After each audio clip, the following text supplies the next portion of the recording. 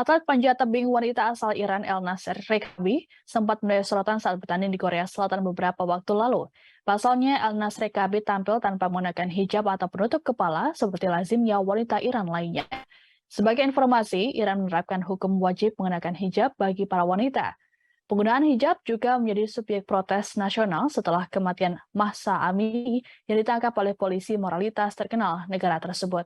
Dilaporkan kini Elnas Rekabi menjadi tahanan rumah yang berada di bawah pengawasan hingga bertemu dengan menteri.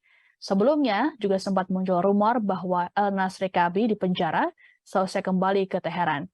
Sementara itu, sebuah kelompok hak asasi manusia yang berbasis di New York pada Jumat 22 Oktober meminta Federasi Olahraga Panjat Internasional untuk berbuat lebih banyak untuk melindunginya. Menurut kelompok hak asasi tersebut, publik tidak boleh mempercayai begitu saja pernyataan dari pemerintah Iran. Hal ini mengingat sejarah pemerintah Iran yang disebut telah melukai bahkan membunuh banyak orang. Situs berita Iran Wire mengatakan, Kepala Federasi Pendakian Iran telah menipunya untuk memasuki kedutaan Iran di Seoul. Sang atlet dijanjikan perjalanan yang aman ke Iran jika ia menyerahkan telepon dan paspornya.